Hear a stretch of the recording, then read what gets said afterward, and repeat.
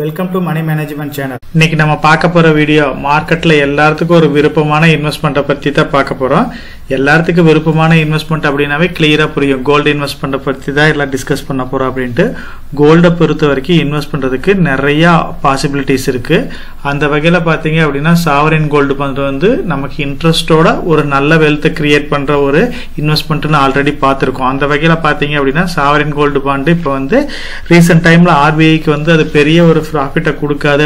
கோல்டோட rate appreciate ஆகிறதுனால இப்போ டெம்பரவரியா இப்போ ஸ்டாப் பண்ணி வச்சிருக்காங்க. மேபி ஃபியூச்சர்ல வர்றதுக்கும் வாய்ப்பு கம்மியா தான் இருக்கு. அதுக்கப்புறம் பெஸ்ட் டிஜிட்டல் இன்வெஸ்ட்மெண்ட் அப்படின்னா நம்ம இடிஎஃப் கன்சிடர் பண்ணலாம். ஸோ அந்த வகையில் மார்க்கெட்ல டாப் பிளேயரா இருக்கிற 2 இடிஎஃப் ஸ்கீம்ஸ் இருக்கு. அதுல ஒன்று டாடா கோல்டு இடிஎஃப் இருக்கு, கோல்டு பீஸ் இடிஎஃப் இருக்கு. நம்ம கமெண்ட் செக்ஷன்லயே பாத்தீங்க அப்படின்னா டாடா கோல்டுக்கு இடிஎஃப்க்கும் நிப்பான் இண்டியா இடிஎஃப்க்கும் என்ன டிஃபரன்ஸ் இருக்கு, ஸோ எதனால வந்து இந்த கோல்டு இடிஎஃப்ல எதுல இன்வெஸ்ட் பண்ணா பெட்டரான ரிசல்ட்ஸை கொடுக்கும், அந்த மாதிரி நிறைய கொஸ்டின்ஸ் கேட்டுட்டே தான் இருக்காங்க.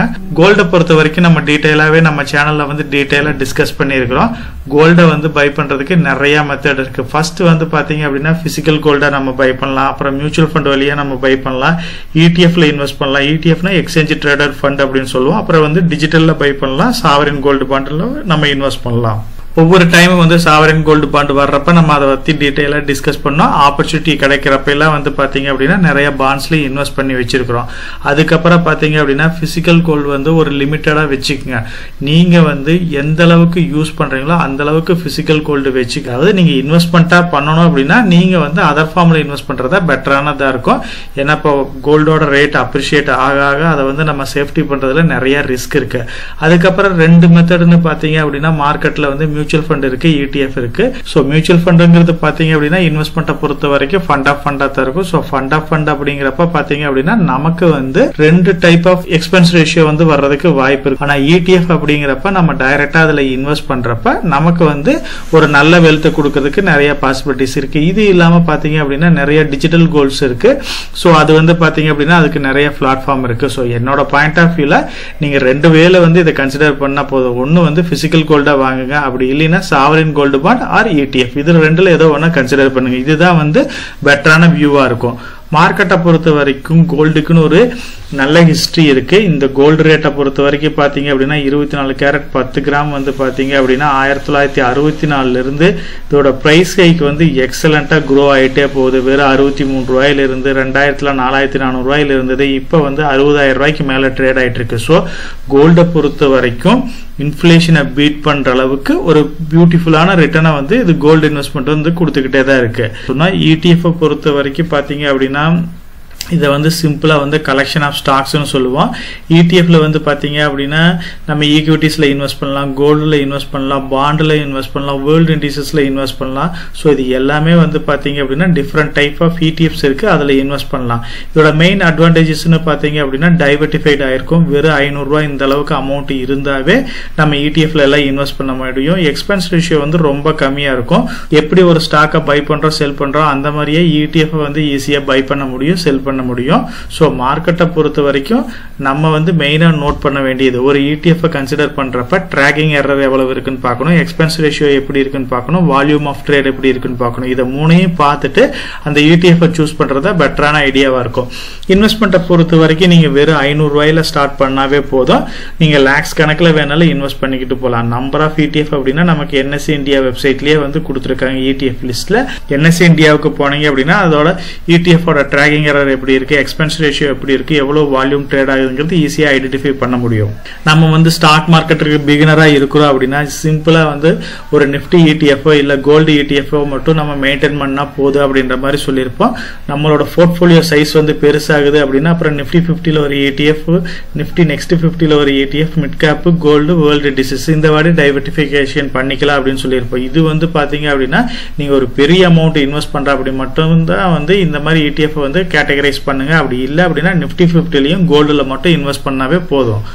மார்க்கெட்டை பொறுத்த வரைக்கும் நம்ம வந்து ஸ்டாக் மார்க்கெட் பிகினரா இருக்கிறோம், ஒரு ஹியூஜான அமௌண்ட் இன்வெஸ்ட் பண்ணோம் அப்படின்னா ஒரு ETF போர்ட்ஃபோலியோ எப்படி கிரியேட் பண்றதுங்கிறத பத்தி நம்ம டீடைலாவே ஆல்ரெடி நம்ம சேனல்லே டிஸ்கஸ் பண்ணியிருக்கிறோம். இந்த வீடியோவும் நம்ம சேனல்ல அவைலபிளா இருக்கு. இதை ரெஃபர் பண்ணீங்க அப்படின்னா எப்படி ஈஸியா வந்து ஸ்டாக் மார்க்கெட்ல ரிஸ்க் இல்லாம ஒரு ETF போர்ட்ஃபோலியோ கிரியேட் பண்ணி லாங் டேர்ம்ல ஒரு எக்ஸலண்டான வெல்த்தை கிரியேட் பண்றதுங்கிறது இந்த வீடியோல டீடைலா அனலைஸ் பண்ணியிருக்கிறோம். நம்ம ETF பொறுத்த வரைக்கும் ரெண்டு ETF இன்னைக்கு பார்க்க போறோம். டாடா கோல்டோட ETF பார்க்க போறோம், கோல்டு பீஸோட ETF பார்க்க போறோம். டாடா கோல்டோட ETF பொறுத்த வரைக்கும் பாத்தீங்க அப்படின்னா இது வந்து ஃபண்ட் ஆஃப் ஃபண்ட். கோல்டு பீஸை பொறுத்த வரைக்கும் பாத்தீங்க அப்படின்னா இது வந்து எக்ஸ்சேஞ்ச் ட்ரேடட் ஃபண்ட். ரெண்டுலயுமே வந்து மினிமம் அமௌண்ட் இருந்தாவே நம்ம வந்து இன்வெஸ்ட் பண்ணலாம். கோல்டு இன்வெஸ்ட்மெண்ட்டை பொறுத்த வரைக்கும் இது ரெண்டுமே எக்ஸலண்டா பர்ஃபார்ம் பண்ணிட்டு தான் இருக்குது. கோல்டு பீஸ் வந்து ரொம்ப நாளா 20 வருஷத்துக்கு மேல இந்த கோல்டு பீஸ் ETF வந்து ட்ரேட் ஆயிட்டு இருக்கு. டாடா கோல்டு ETF வந்து பாத்தீங்க அப்படின்னா இப்பதான் மார்க்கெட்ல 2024 ஜனவரி மந்த் தான் இந்த ஃபண்ட் இன்ட்ரோடியூஸ் பண்ணாங்க. சோ மார்க்கெட்டை பொறுத்த வரைக்கும் டாடா கோல்டு ETF வந்து இப்பதான் பிகினரா இருக்கு. கோல்டு பீஸ்க்குன்னு ஒரு நல்ல ட்ராக் ரெக்கார்டு இருக்கு. டாடா கோல்டை பொறுத்த வரைக்கும் நீங்க எந்த ஒரு ஸ்கீம் எடுத்தாலும் நீங்க டைரக்ட் மெத்தட்ல இன்வெஸ்ட் பண்ணுங்க. டாடா கோல்டோட பிரைஸ் NAV வந்து பாத்தீங்க அப்படின்னா ₹7.45 இருக்கு. சோ இது வந்து பாத்தீங்க அப்படின்னா இந்த வீடியோ வந்து 1 டேக்கு பிஃபோரா ரெக்கார்ட் பண்ணனால கோல்டோட பிரைஸ்ல வந்து லைட்டா வந்து இப்போ changes ஆயிருக்கலாம்.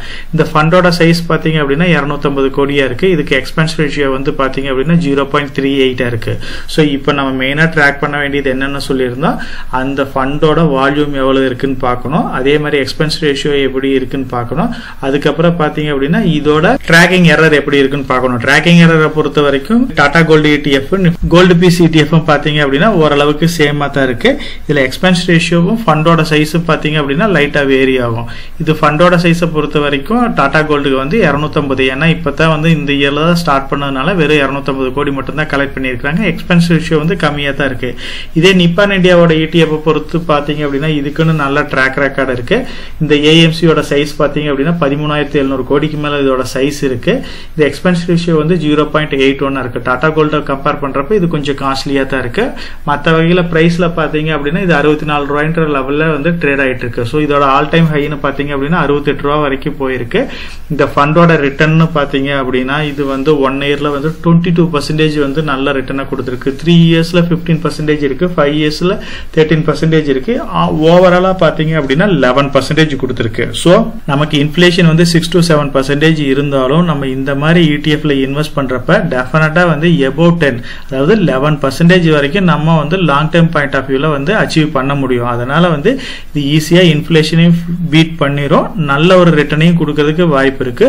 So long term point of வியூல நீங்க கோல்டு பீஸோ இல்ல டாடா கோல்டு ETF-ல இன்வெஸ்ட் பண்றது பெட்டரான ஐடியாவா இருக்கும். இப்போ வந்து பாத்தீங்க அப்படின்னா நம்ம ஃபாலோ பண்ற ரூலான ட்ராக்கிங் எரரை பொறுத்த வரைக்கும் ரெண்டும் ஈக்குவலா இருந்தாலுமே வால்யூம் வந்து பாத்தீங்க அப்படின்னா பீஸ்ல வந்து ஜாஸ்தியா இருக்கு. எக்ஸ்பென்ஸ் ரேஷியோ வந்து டாடா கோல்ட்ல தான் வந்து கம்மியா இருக்கு. சோ நீங்க வந்து இப்ப இது ரெண்டையும் கம்பேர் பண்ணி பார்த்துட்டு அதுக்கப்புறம் வந்து இதுல எது பெட்டரா இருக்கும் அப்படிங்கறத டிசைட் பண்ணிட்டு நீங்க இன்வெஸ்ட் பண்ணுங்க. நீங்க வந்து ஒரு மார்க்கெட் பிகினரா இருக்கிறீங்க அப்படின்னா நம்ம ஆல்ரெடி டிஸ்கஸ் பண்ண மாதிரி ஒரு நிஃப்டி 50 ETF-உம் ஒரு கோல்டு ETF-உம் இருந்தாவே போதும். இதுவே வந்து லாங் டர்ம்ல போறப்ப நமக்கு வந்து ஒரு நல்ல ரிட்டர்னை கொடுக்கும். முடிஞ்ச வரைக்கும் பாத்தீங்க அப்படின்னா 20% கோல்டுல 80% ஈக்விட்டி எக்ஸ்ப்ளோஷர் அதாவது நிஃப்டி 50 ETF-ல இன்வெஸ்ட் பண்ணாவே போதும். நம்ம சேனலை பொறுத்த வரைக்கும் நம்ம சேனலை வந்து சப்ஸ்கிரைப் பண்ணிட்டு ஒரு 50% பாக்குறாங்க, சப்ஸ்கிரைப் பண்ணாம ஒரு 50% பார்த்துட்டு இருக்காங்க. சப்ஸ்கிரைப் பண்ணாத ஃப்ரெண்ட்ஸ் நம்ம சேனலை வந்து சப்ஸ்கிரைப் பண்ணி சப்போர்ட் பண்ணுங்க. நம்ம சேனல் மெம்பர் கம்யூனிட்டியில போர்ட்ஃபோலியோ அப்டேட் அதாவது என்னோட போர்ட்ஃபோலியோல என்ன ஸ்டாக் பை பண்றேன், என்ன ஸ்டாக் செல் பண்றேன், என்னென்ன சேஞ்சஸ் பண்ணிட்டு இருக்கேன், இதை பத்தி இன்ஃபர்மேஷன்ஸ் வந்து ஷேர் பண்ணிட்டு இருக்கேன். டெய்லி மார்க்கெட் அப்டேட் வந்து முடிஞ்ச வரைக்கும் போஸ்ட் பண்ணிட்டு இருக்கேன். கார்பரேட்ல என்னென்ன ஈவென்ட் இருக்கு, நம்மளோட இந்திய எக்கனாமியை பத்தி ஒரு சில யூஸ்ஃபுல்லான இன்ஃபர்மேஷன்ஸ் எல்லாமே ஷேர் பண்ணிட்டு இருக்கோம். மெம்பர் கம்யூனிட்டியில ஜாயின் பண்ணி இதை ரெகுலரா ஃபாலோ பண்ணீங்க அப்படின்னா உங்களுக்கு நாலேஜ் இம்ப்ரூவ் ஆகிறது மட்டும் இல்லாம உங்களோட போர்ட்ஃபோலியோவை ஹெல்த்தியா பில்ட் பண்றதுக்கு எல்லா வகையிலும் சப்போர்ட்டிவா இருக்கும். இப்ப டிஸ்கஸ் பண்ண இன்ஃபர்மேஷன் எல்லாம் உங்களுக்கு யூஸ்ஃபுல்லா இருக்கும்னு நினைக்கிறேன். இந்த வீடியோ உங்களுக்கு யூஸ்ஃபுல்லா இருந்துச்சு அப்படின்னா நம்ம சேனலை வந்து சப்ஸ்கிரைப் பண்ணுங்க, நம்ம வீடியோவை லைக் பண்ணுங்க, ஷேர் பண்ணுங்க. கமெண்ட் செக்ஷன் ஓப்பன்ல தான் இருக்கு. சோ இந்த வீடியோ பத்தி உங்களோட ஒப்பீனியன் என்ன, இதுல என்னென்ன டவுட்ஸ் இருக்கு அப்படின்னு நீங்க கமெண்ட் செக்ஷன்ல போஸ்ட் பண்ணீங்க அப்படின்னா உங்களுக்கு மட்டும் இல்லாம நம்ம வியூவர்ஸ் எல்லாத்துக்குமே நல்ல ஒரு சப்போர்ட்டிவா இருக்கும். நான் ஒரு செபி ரிஜிஸ்டர்ட் அட்வைசர் கிடையாதுங்க. நம்ம சேனல்ல போடுற வீடியோக்கள் எல்லாமே வந்து பாத்தீங்கன்னா எஜுகேஷனல் ஆர் இன்ஃபர்மேஷன் பர்பஸ்க்கோசரம் போஸ்ட் பண்ற வீடியோக்கள் தாங்க. இன்வெஸ்ட்மெண்ட்னா கண்டிப்பா ரிஸ்க் இருக்கும். அதனால நீங்க உங்க பினான்சியல் அட்வைசர் டிஸ்கஸ் பண்ணியோ இல்ல நீங்களா ஓன் டிசிஷன் எடுத்தோ இன்வெஸ்ட் பண்ணுங்க.